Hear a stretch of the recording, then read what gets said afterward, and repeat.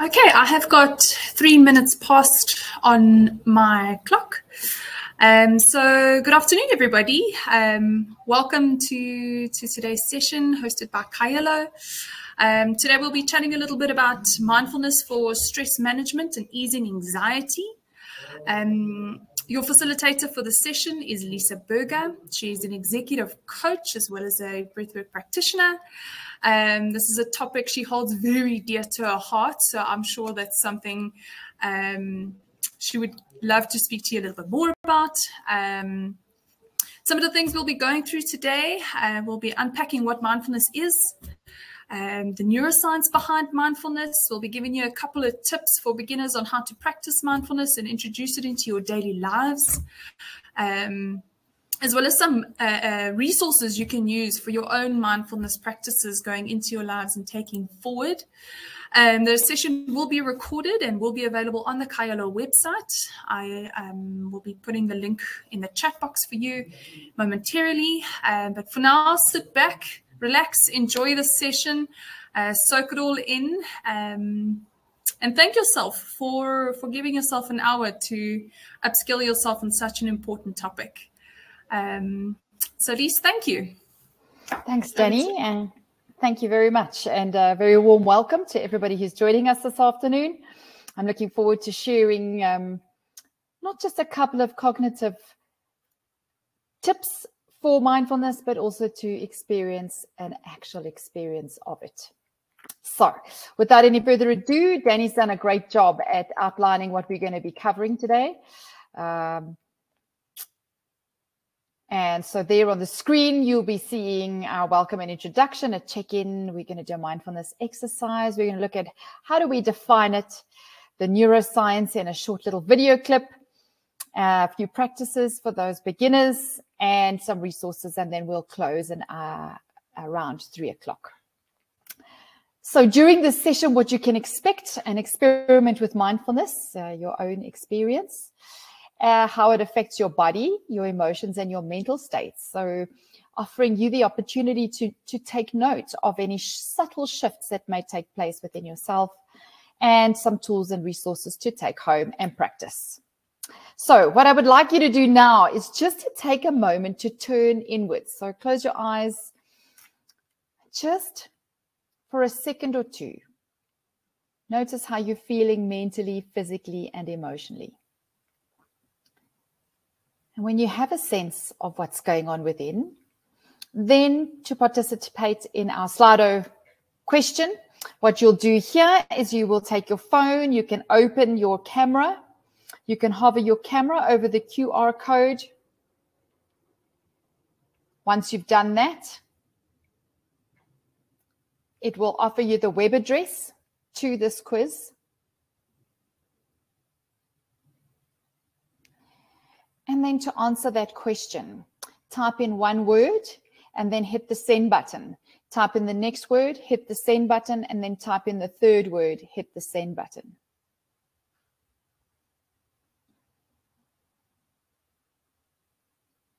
So I'll give you a few moments to do that. Yep, stressed. And what you'll start seeing on the screen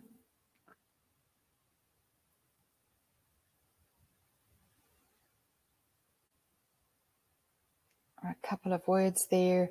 Obviously, the bigger words are the words that are indicating a word that has been typed in more than once. So the bigger the word, the more often that response is being shared. And what we're seeing in the top right-hand corner of our screen there is how many people have input.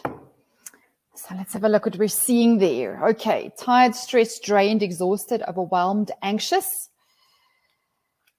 unsettled, unease, pressure, lost, nervous, sad, depressed, emotionally drained, rushed, stiff, wired. I want to just give it a moment or two. There's somebody who feels hopeful, tense. Somebody feels stable, someone is excited. But what we're seeing there is some of the predominant ones. Oh, we've got more than one person who feels happy, burnt out, demotivated. I just want to give everybody a moment or two to get their answers in. Let's just see where the majority of people are who are online with us this morning. Oh no, it's afternoon. Keep putting your answers in. Somebody feels sick, irritated, nervous, seems to be popping up.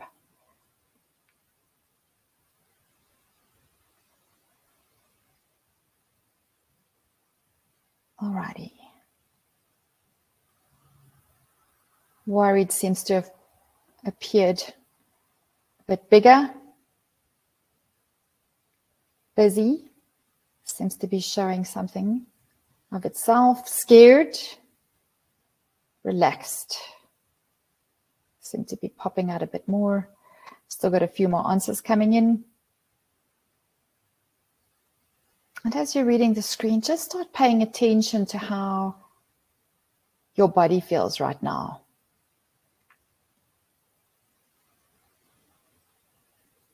Okay, our responses now seem to have slowed. So that gives us a great dipstick to have a look at what's going on amongst the general population.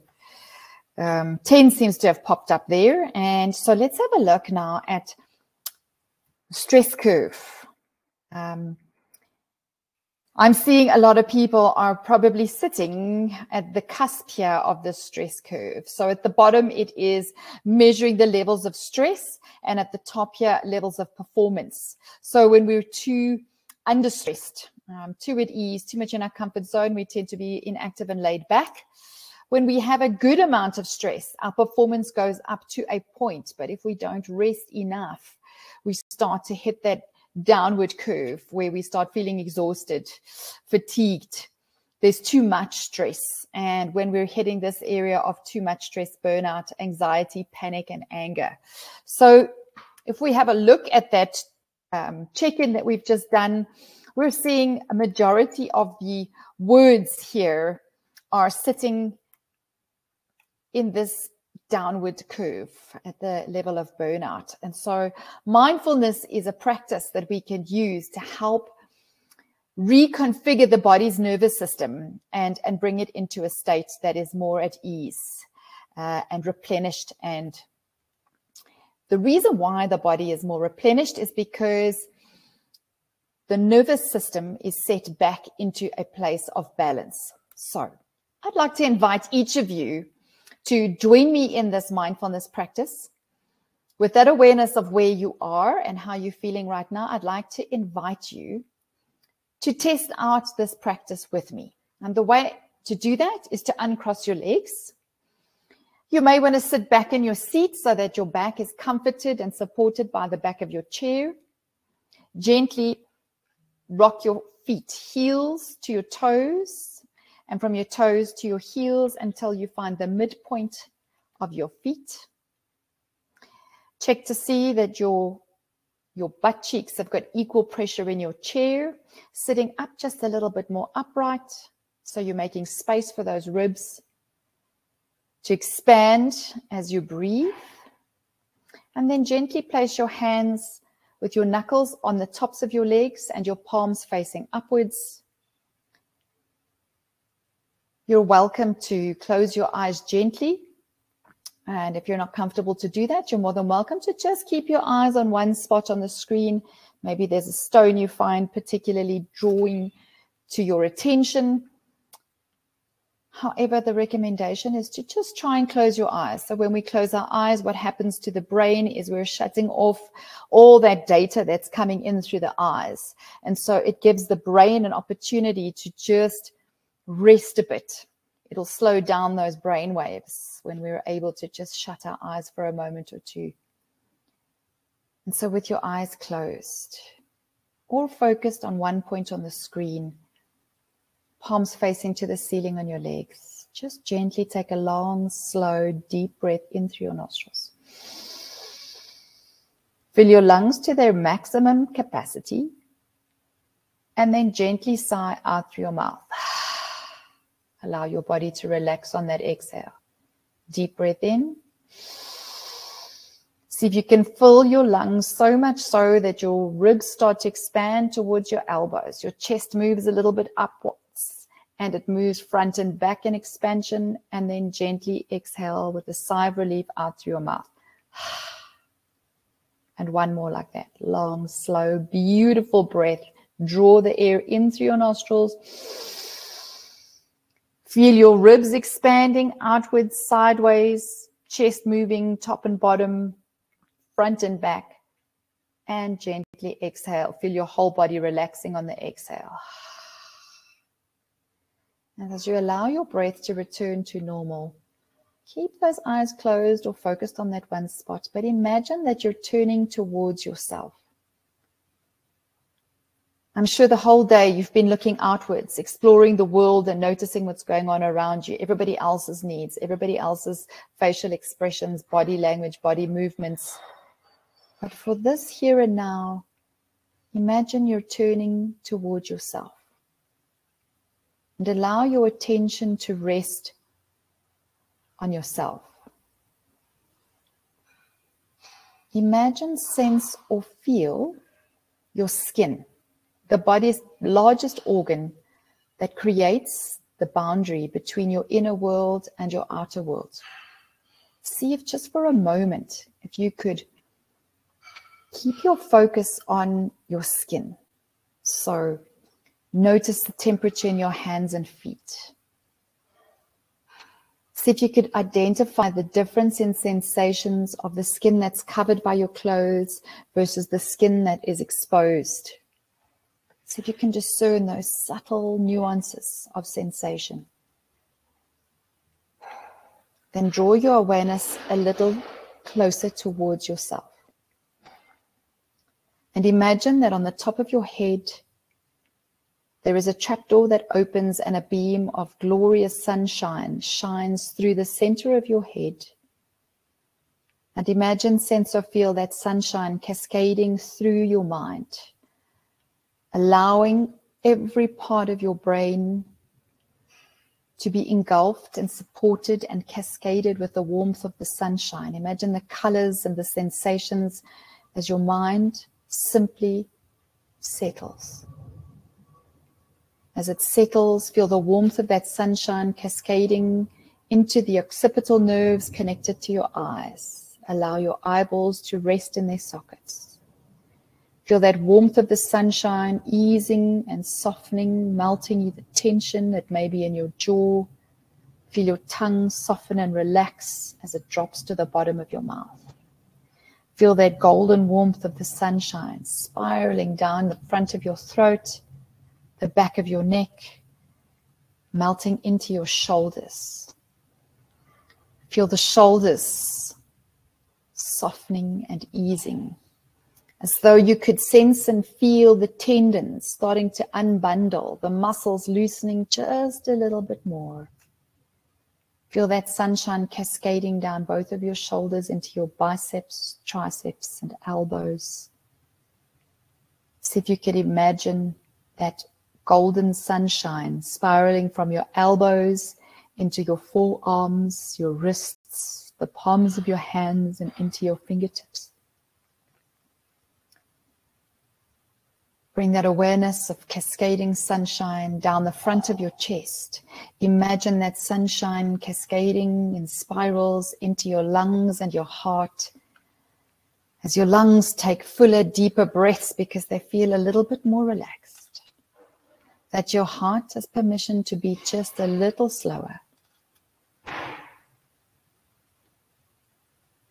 Feel your ribcage softening and easing as all the tendons are soothed by the warmth of that sunshine, making its way down the center of your shoulder blades, into the middle back and lower back, as it swirls and warms around your belly.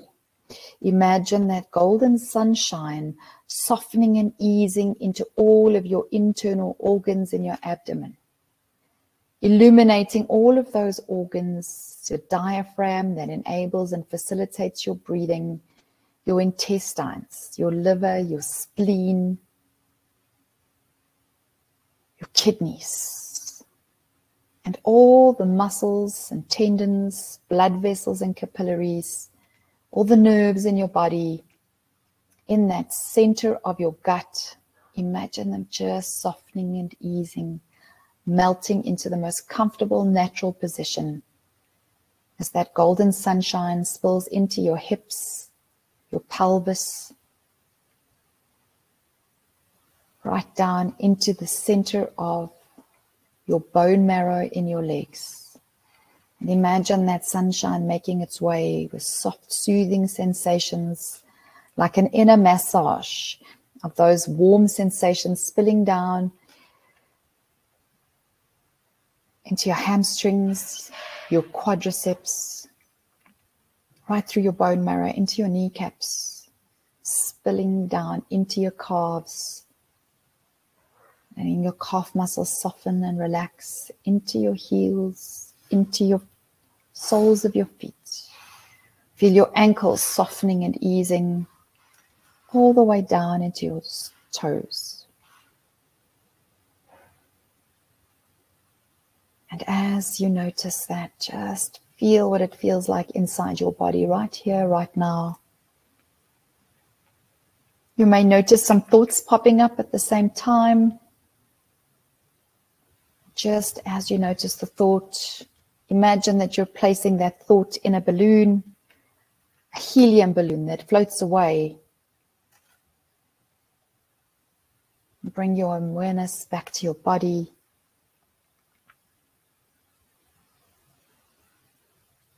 And just take a long, slow, deep breath.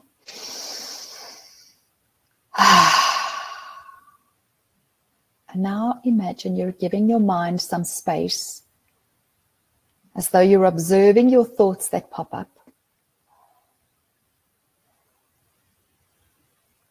As you've paid attention to your body, we're shifting to your mind. Notice what thoughts may appear into your consciousness. And as the thought appears, imagine you're placing that thought into a helium balloon and allowing that thought to drift off, to create space for the next thought.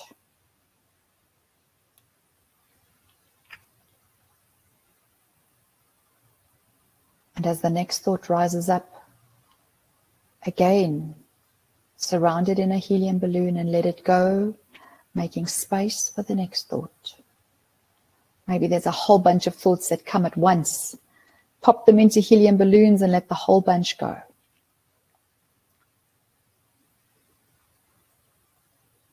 Just noticing those thoughts.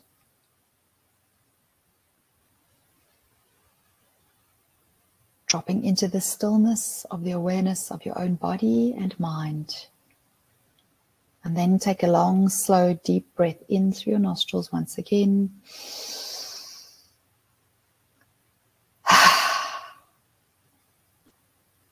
And as you exhale, shifting now, by placing your hand, one hand on your chest and one hand on your belly. And as you feel the warmth of your hands coming through your skin, into your chest and your belly, just become aware of the feelings that your body is holding as a response or as a result of the thoughts that have been coming up for you. See if you could label or name those feelings.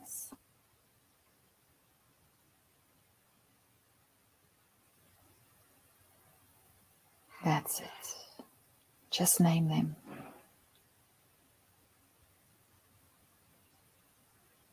Don't judge it, just label them.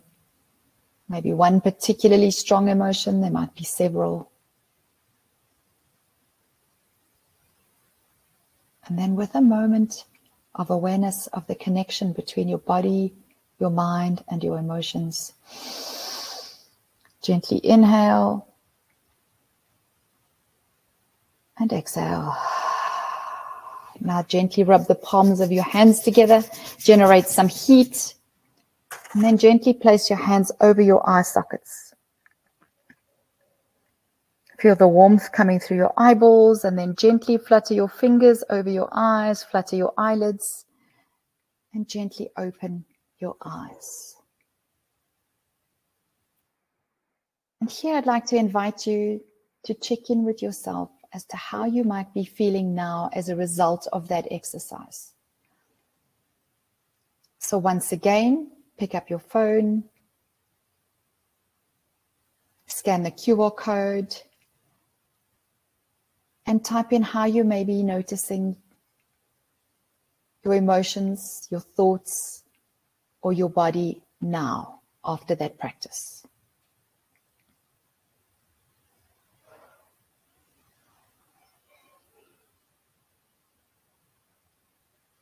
Good. Relaxed and sleepy. Calm.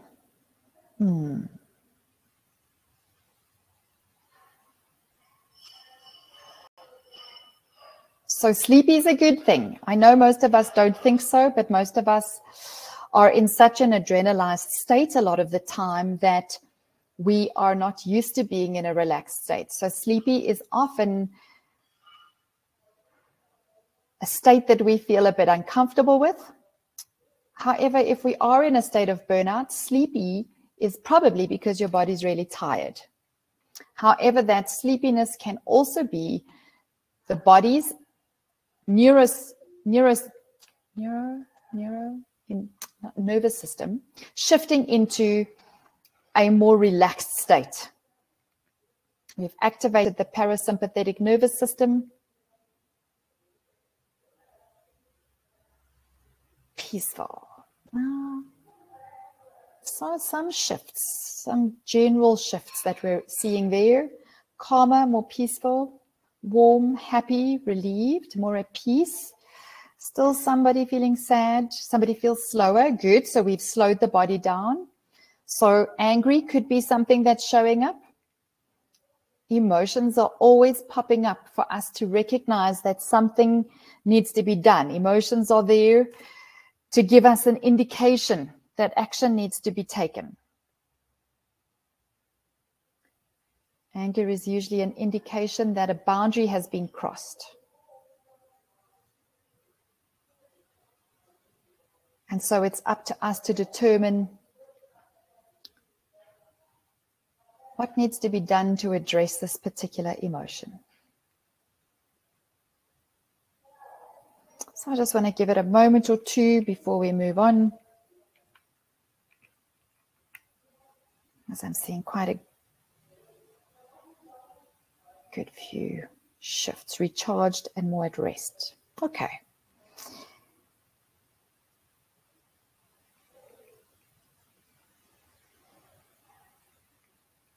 Somebody feels warm. What can happen after a mindfulness exercise is whatever is sitting in the system could be enhanced and highlighted to us. So if there is an emotion of sadness or depression, it may become even more present in our consciousness because we've paid some attention to ourselves. Beautiful. So thank you for those of you who have participated. I'm seeing that there are some shifts. And so if we try to come to a definition of what is mindfulness? In clinical contexts, mindfulness meditation is typically described as a non-judgmental attention to experiences in the present moment.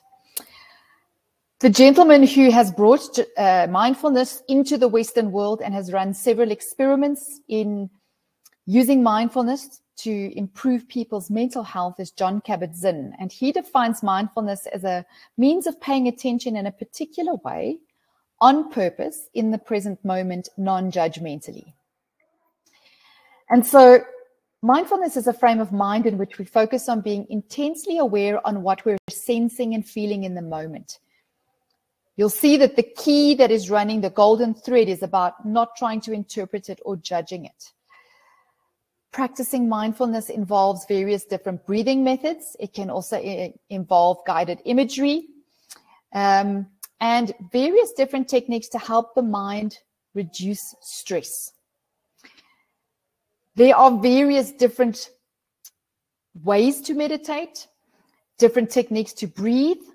It will bring about balance. It reduces stress, and there are clinical research studies that have been used to prove this. Unequivocally, it brings awareness to what's going on in our minds. It shifts the nervous system in the body, and very often it activates higher awareness of ourselves and can bring awareness of a connection to our own spirit.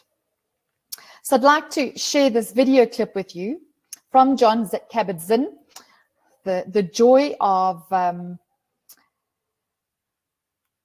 modern technology is that we can bring these experts into a live webinar just like this one. So sit back, relax, and enjoy this video, because I feel that Jon Kabat-Zinn in this interview with Oprah Winfrey brings to us the magic and the simplicity of a day-to-day mindfulness practice. Enjoy.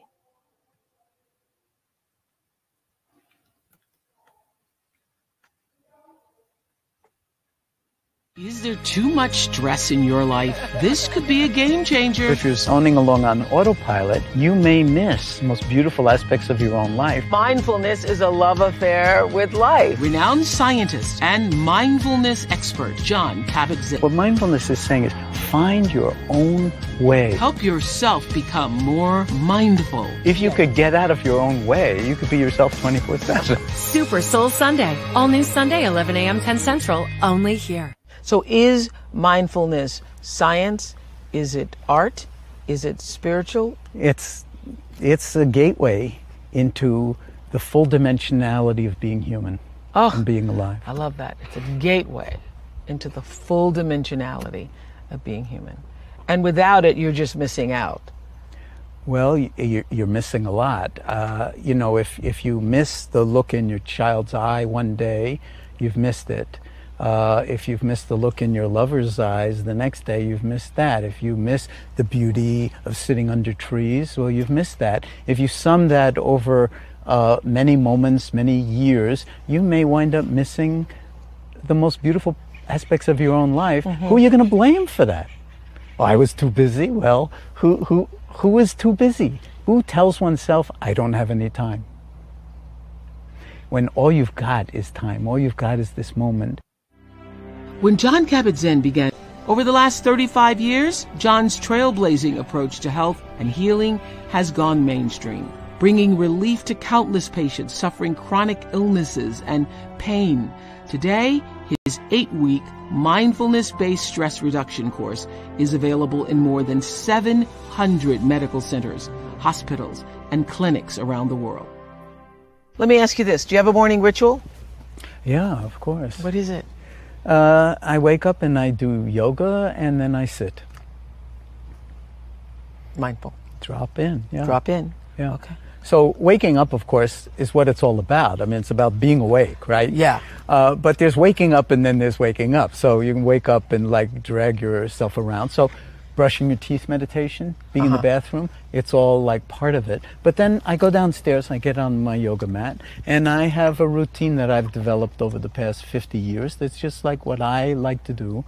And I do that mindfully. So it's mindful yoga. And then out of that, when the time is right, maybe it's an hour, maybe it's 40 minutes or whatever it is, then I drop into sitting, and I usually sit cross-legged on the floor, but you can sit in a chair, and I just kind of drop into the body. Body is like a really important part of this. Can we live inside the body? Because most of the time we don't. And then can we rest in awareness? Just rest, underline rest, in wakefulness, in awareness, in mindfulness, in heartfulness. And that's the practice. Now, there are a lot of different ways to do it. There are a lot of different details. But the most important thing, I think, for your viewers is drop in. Drop in on yourself and rest for a stretch of time. And then as you go about your daily life, mindfulness in everyday life. Check in. It's just like that.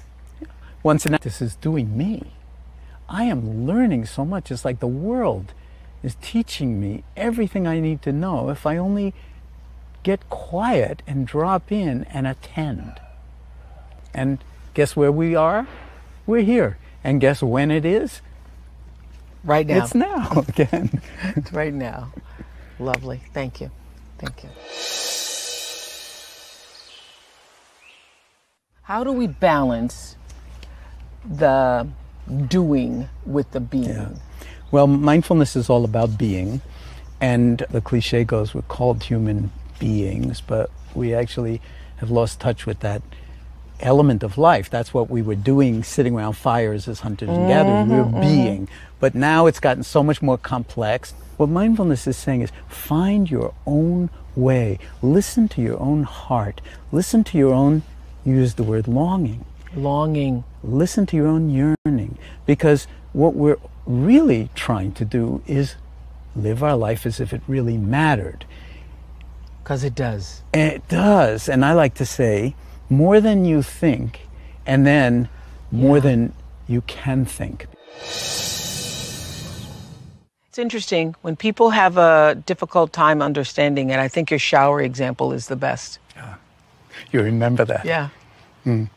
I like to say to people, okay, here's a little homework for you after we've talked about mindfulness, and it's very important to keep in mind that mindfulness is not a concept, it's a practice. You have to actually exercise a certain kind of muscle.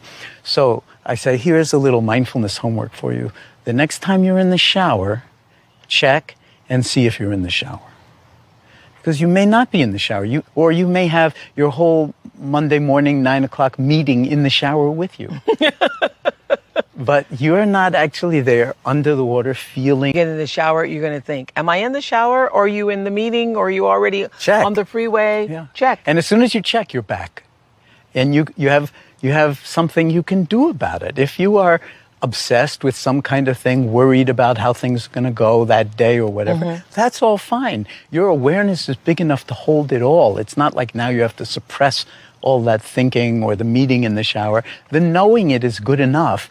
That knowing is what we call awareness. And then it's laughable, so you'll feel better because you have a sense of humor. Don't you? I have some of my best ideas in the shower, and I think one of the reasons why I actually question why so many great ideas come in the shower. Somebody said it's because of the warm water on the back of your neck, but I think it's also because when you're fully just in that moment, there creates an opening or a clearing for other things to come through. And that's intimately associated with mindfulness, that creativity and imagination, when we get quiet, when we get still, when we rest, you could say, in awareness, our natural impulse to see connections that we didn't see the moment before is unimpeded. And we can actually make these connections and realize them in ways that we might not have been able to do the moment before. So being in the shower, when you're really in the shower, that's a meditation practice. That's a meditation practice. Yes.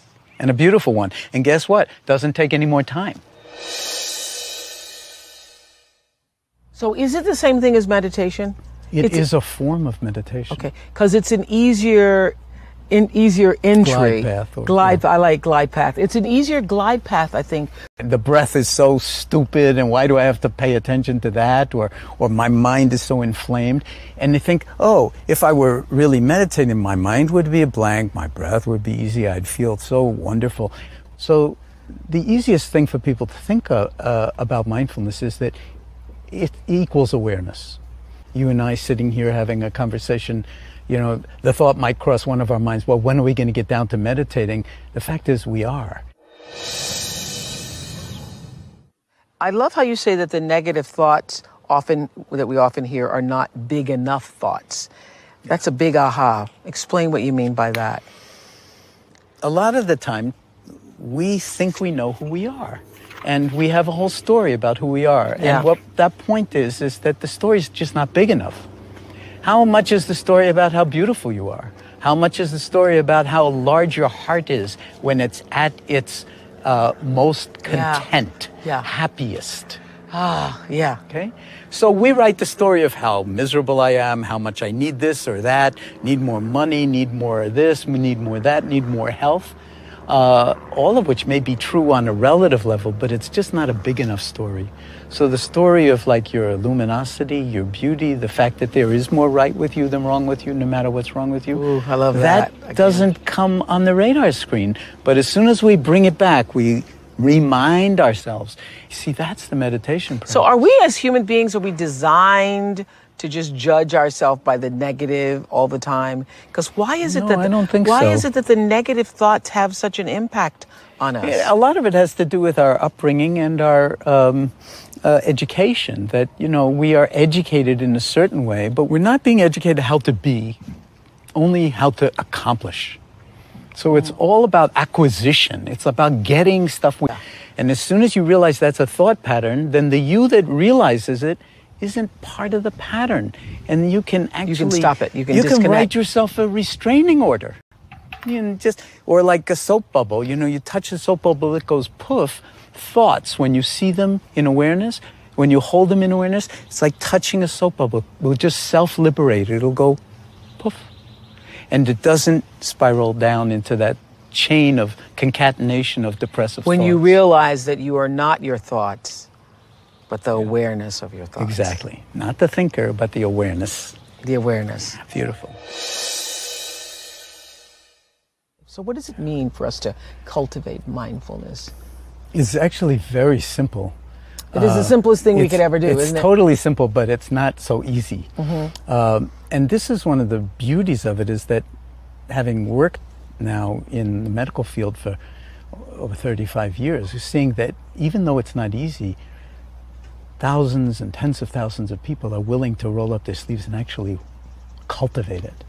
So what mindfulness is a particular way of being in relationship to your life. And the place to start, of course, is the fact that we're only alive in this moment. The future hasn't happened yet. The past is memory and is over. But if you start to pay attention to where your mind is, most of the time it's not in the present moment. It's off someplace else, obsessing about the past or planning or worrying about the future. So what mindfulness is a particular way of paying attention and the awareness that arises from paying attention in that way.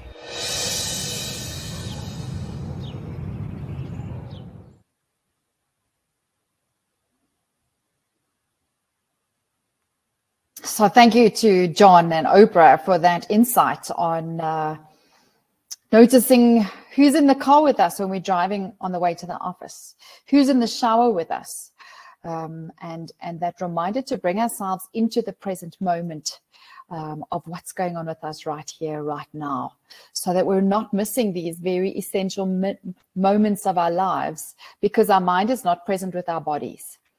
And so the practice that we started this session with was about just noticing what's going on in your body right here, right now. What we're doing when we are attending to ourselves like this is shifting the way the brain is functioning. And I've got a very short 4-minute clip here on what's happening in the brain when we start paying attention in this specific way, mindfully to ourselves.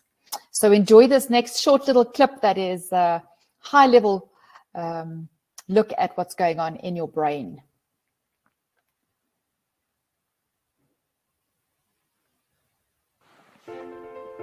Welcome to Mindfulness Neuroscience Animated, sponsored by the Integrative Health Convention. What if you could know how the mind worked, so that you could make it work even better with a simple brain training exercise? The exercise is Mindfulness Meditation, and the following video will explain simply the current neuroscience research on how the brain works normally and how you can have the power to change it with mindfulness meditation.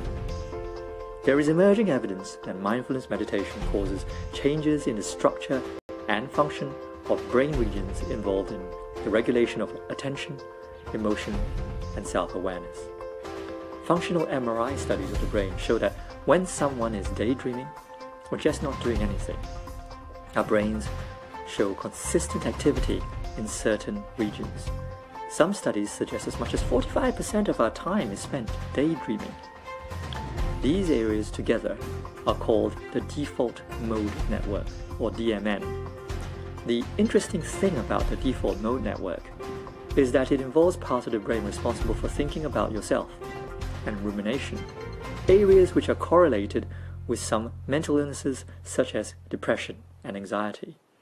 One of the interesting brain areas making up the default mode network is the amygdala, the region of the brain largely responsible for the fight or flight response, and is seen to be more active when people are stressed. Just as the brain has a default mode network when we are daydreaming or not thinking about anything in particular, it has an opposite network of brain activity known as the task positive network, or TPN, that is active during attention demanding tasks. Only one network can be active at any one time. So in summary, the default mode network can be said to be a ruminative network. It directs our awareness to the past and future while largely ignoring the present. And while the DMN can be used responsibly for planning and organizing, we must be wary of the negative aspects of it. The task positive network can be said to be responsible for present moment awareness, being in the here and now. It is the action network. When the TPN is activated and we are in the present, there is no rumination, there is no worry, there is no past, there is no future, because the DMN is inactivated. And again, only one system can be active at any one time. By activating the TPN, we deactivate the DMN. So the next time you feel down, or ruminating on events of the past, or worrying about the future, remind yourself of the power of the task positive network, the TPN. All you have to do is bring attention, for example, to your breath, or a sound, or a sensation, such as the warmth of the sun on your skin. Then if you find that your mind wanders, as the DMN begins to take over, activate your TPN again by bringing your attention back to your breath or sound or sensation. Experienced meditators have been found to have smaller amygdalas responsible for stress. And so this change in structure of their brains means that they are able to react differently to the stresses and strains of everyday life. Research also shows that the more you practice mindfulness meditation, the easier it is for you to activate your TPN and deactivate your DMN.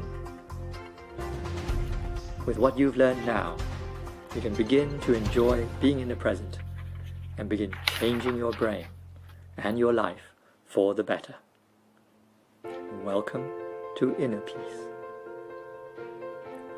Thank you for watching, and please subscribe now. So we have the potential to be shifting and changing our brains, various different networks, if we're just more conscious about what we're thinking about. If you'll just give me a moment so I can get my slides back up for you.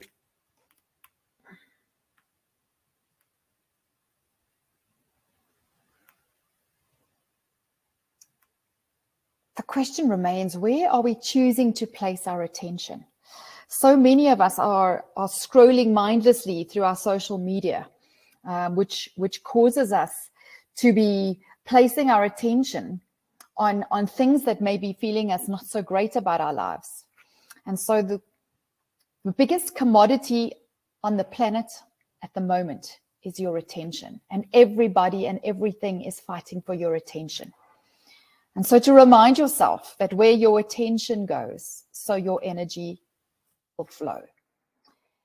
Many of us are stuck in that rumination of that network where the mind is just jumping from one thought to the next. And in our Eastern traditions, they have called this part of the brain or faculty of the brain the monkey mind, where your mind is jumping from thought to thought, much like a monkey that swings from branch to branch. And so our responsibility is to notice when our mind is running in the past or into the future, to try and bring that brain back into the present moment. So a couple of things that I want to share with you around that is, where do we pay attention when we want to be mindful? When I catch my mind being all over the place, where do I place my attention? How do I bring it back into the present moment? So one of the ways to do it is to notice what's happening in my body. So closing your eyes and checking in what's happening with my body. What are the sensations? What are the temperatures in my hands and feet? Where are there areas of tightness? Where are there places of ease? What are some of the sensory experiences I might be having? What am I smelling? What am I hearing? What am I seeing? So bringing yourself into what I'm noticing with my 5 senses. Noticing your mood, what feelings are showing up for you. Labeling those emotions for yourself will help that brain to settle down. It will be settling down because you will be activating a part of your brain by labeling that calms down that amygdala response. Noticing those thoughts. So in the practice we did earlier, where you were placing thoughts into the balloons that were drifting the thoughts away. So just noticing those thoughts, getting a sense of where does my mind keep going to? Are the thoughts repetitive? So almost observing those thoughts is a way of consciously being more mindful. And so mindfulness is a practice that can help us be more connected with those various different parts of ourselves. And I always like to use this model that comes from Stephen Covey's 8th Habit.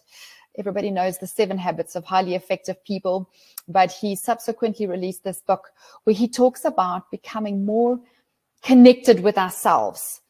And just like organizations like to work in silos, most of us as individuals are more connected or over-connected with various different parts of our bodies, minds or hearts or spirits.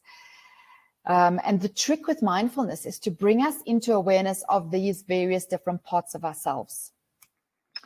And what it requires is for us to build our intelligence in each of these areas. So some tips for beginners. When you decide you're going to be more mindful, have more warm feelings towards yourself. Okay, something's going on with me. I need to stop and notice. So you're bringing about some self-compassion. Prepare yourself to be observant and that you're going to be learning something. So you want to be setting an intention for yourself. So when you decide you're going to be mindful, the intention could be, all right, I need to settle my nervous system. It could be an intention to notice what is really going on with me. The intention could be, I'm sitting with something I'm struggling with. If I change the way my brain is functioning right now, I might find a solution. Use your breath to settle and anchor yourself. So going to your breathing as a way of helping your mind to focus. So I often find it very useful to notice the temperature of the air coming in through my nostrils when I inhale. And as I exhale, noticing the temperature that is changed now as you exhale. Forgive your own lapses. So that piece on not being judgmental. So when your mind drifts off and you start noticing that you've forgotten about your breath and your to-do list has popped up, forgive yourself. Notice I've jumped to my to-do list and go back to your breath. So always bringing yourself back to that present moment by focusing on the breath. Sometimes it can help to count as you breathe and inhale for the count of 5 or 6 and exhale for the count of 5 or 6. That can sometimes help the monkey mind to be more anchored to the present moment. A couple of apps that you may be interested in that you can download for free on your phone: the Calm app, the You app, Insight Timer, Headspace, and Buddhify offer really lovely short mindfulness practices. And of course, when you're finishing your practice, always take a moment of gratitude that you have offered yourself a time and a place to just be with your thoughts, your feelings, and your body. Some exercises to try, highly recommended by Jon Kabat-Zinn. The one is the one in the shower. So starting your day mindfully, of feeling where you are in the shower, the temperature, your muscles, your mind. There's also a suggestion by Wim Hof where you turn the water cooler. Having an ice cold shower in the morning can also improve your immune system's responses. The other one is a body scan, internal body scan. Most of those apps that I recommended earlier offer an internal body scan. And that is the one we did where we started, is scanning your body from head to toe, noticing any areas of tension. Another way to practice mindfulness is to do one task that is a routine task, but to do it mindfully. So while you're washing the dishes, to be with the warmth of the water, the texture of the bubbles, the soapiness on your hands, the smells that you're experiencing. Brushing your teeth is one that John Kabat-Zinn mentioned. So as you're brushing your teeth, noticing your breath, noticing what it feels like having the toothbrush and the foaminess of the toothpaste in your mouth. Another one is taking a bite of something mindfully while you're eating, to be really with the experience of tasting that food, the texture in your mouth, the smell of it, the colors. Noticing what one breath feels like. So paying attention to your breath every so often. The sensations of that breath coming in through your nostrils, down the back of your throat, filling your rib cage. And then there is a mindfulness app that you can, or a website that you can take from this. You'll get the slides from this session. It is a mindful moment that gives your brain a break.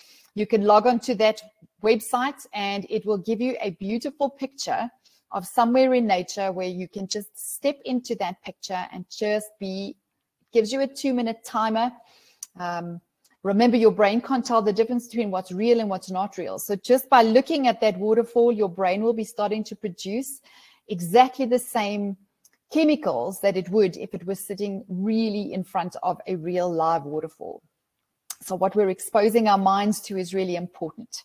There's a picture of some of those apps. I would also like to highlight the app, another app, the John Kabat-Zinn app. He's released it recently. I highly recommend it. The other one there is the UCLA Mindfulness App. And so at that point, I would just like to pause there to see if there are any questions that may have popped up in the chat.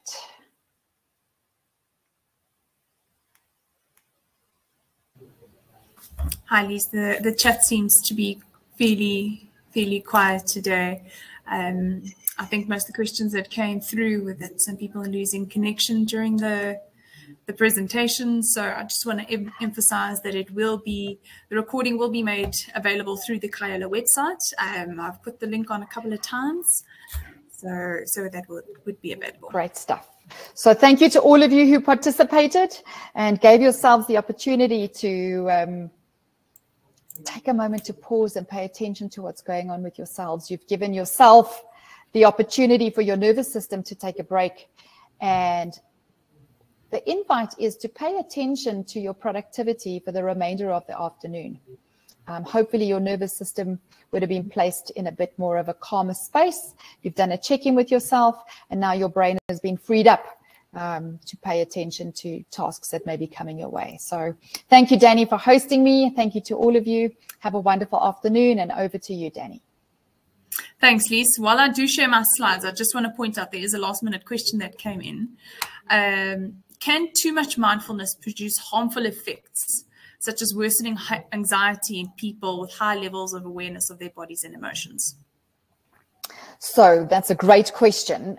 When mindfulness becomes a focus on negative thoughts, if that practice continues, it will spiral the body into a place of depression. So the idea with mindfulness is that you're not getting suctioned into thoughts that are derailing. And so what I would encourage then is to focus on breathing, because when we're breathing in a way that helps the nervous system to settle, mindfulness is always a great way to help the body and the mind get back into balance. And I think there's tools. So mindfulness also helps with recognizing these things in your body. And I think if you recognize these things, look for tools on how to then solve them or cope with them better. And this sort of leads into where I'm going with the with the presentation I'm going to share now. Just give me 1 second. On Kaelo lifestyle. So if you are a Kaelo Lifestyle member and do have access to the Ask Nelson services, if being mindful does bring something up for you or anything in this presentation had triggered something for you, there are services available to help you both cope as well as enhance any feelings that may have come up through counseling, telephonic counseling, virtual counseling, off-site counseling. It's also available to your children, to anybody living under your roof or financially dependent on you. Coaching is a great mean of emphasizing any of these things that may have come up, stemming into life coaching, leadership, parent guidance coaching, as well as career guidance coaching. So if anything has triggered you and you do want to maybe cope better, you can contact us, Nelson, the following ways. We've got a phone number for immediate assistance. It's 0861 Nelson. If you are outside of South Africa, there is a different phone number. So I encourage you to take a snap of this slide. It will also be made available on the recording as well. Then in final closing, our next webinar will be on the 14th of June, so 2 days before the public holiday. And it will be focused on raising the modern child in light of Youth Day.